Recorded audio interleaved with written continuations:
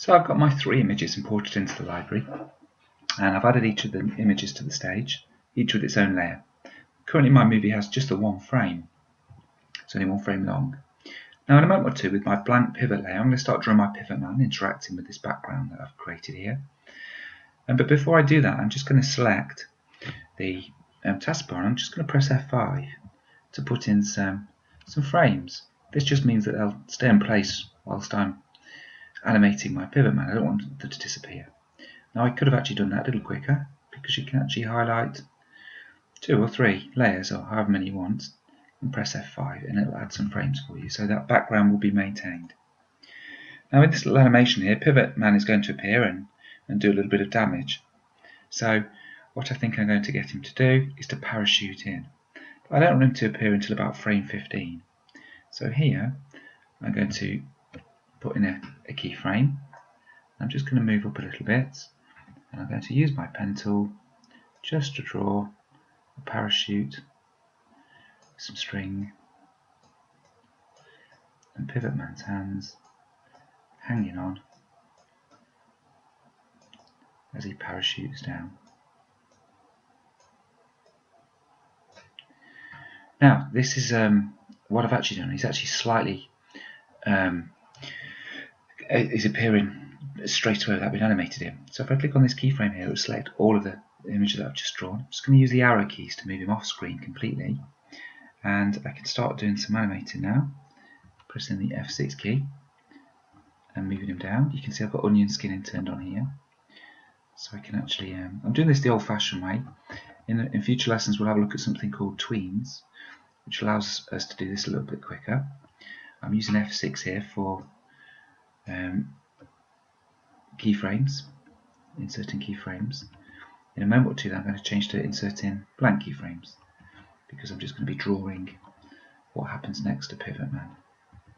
So now I'm going to be pressing F7, and you can see my artwork has disappeared, and I'm ready to start drawing Pivot Man again. I think I'll draw him kind of lurching forward a little bit as he hits the ground, with his arms coming down, and the parachute continuing its journey down to the ground. So I'm going to press F7 again, and I'll make Pivot Man's knees bend really quite low. I'm going to put the parachute just around the back, about to fall to the ground, and it can conveniently disappear in just a moment. So now I've just got my Pivot Man.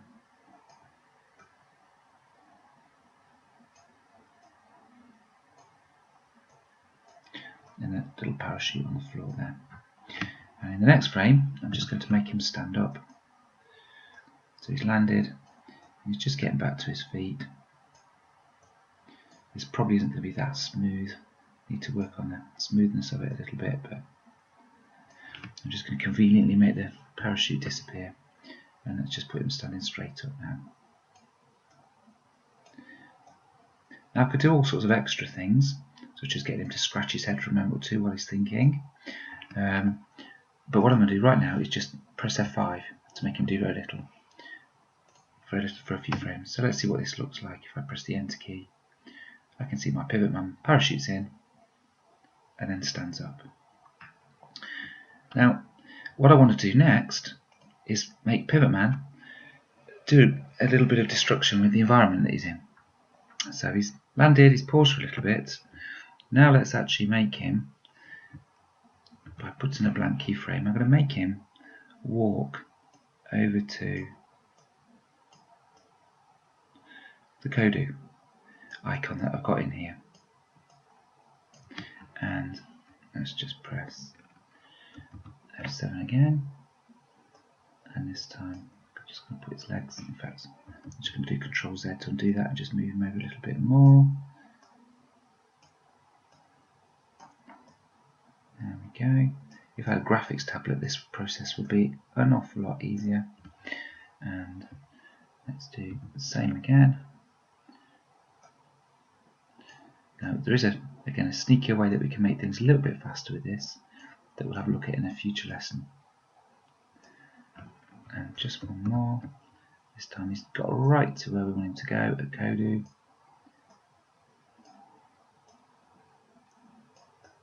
And again, he's going to put his hands on his hips from Emerald 2.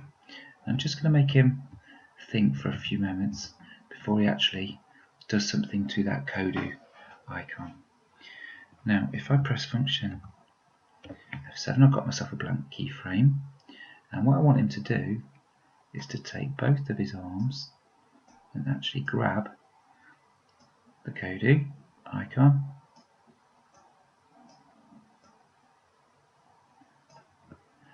And then same again, F7, and I'm just going to make him, oops, it's not very accurate, let's do controls there.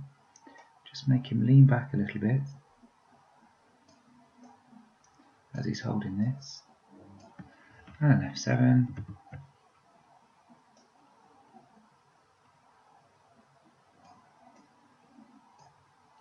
I'm not worried too much about the Kodu icon, I'm just going to move that in a little while. And then I'm just actually, what I think I'm going to do right here, just make him pause for a moment or two. So I'm just going to press F6 to put some duplicate keyframes in, and then I'm going to kind of make him go in reverse. So I'm going to draw him just kind of throwing.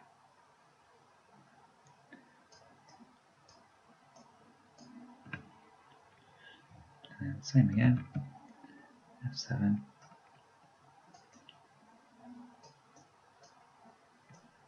So hopefully now he's flung that Kodu out of the way. Now if I just go back to my icon layer down here, you can see I don't want Kodu to do anything at all. I only want him to do things here when he's kind of moved away a little bit. So I'm going to put my first keyframe in right here. I'm going to press F6. I can move it a little bit. And then I'm going to press function, sorry, I'm going to keep F6 again. I can move him over. And if you press the Q key, you see you get the free transform, so you can actually rotate it a little bit too. Just going to press the F6 again. I'm going to move him away a little bit. F6 again. F6 again. And let's move him over because he's actually been thrown. F6 again. And now that icon's gone almost completely. And another F6 and F6 to get him off the screen. So let's just see what that looks like right from the start. Man parachutes in, walks up, grabs Kodu icon and throws it off the screen. If you notice, my Kodu actually disappeared, sorry, my pivot man actually disappeared there. And part of my problem is I actually just need to make sure I've got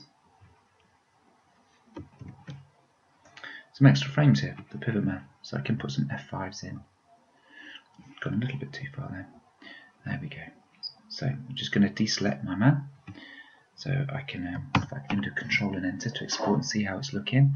Here's my realistic looking Windows frame. Man parachutes in, pauses, comes up to Kodu Game Lab, picks it up and throws it off the screen.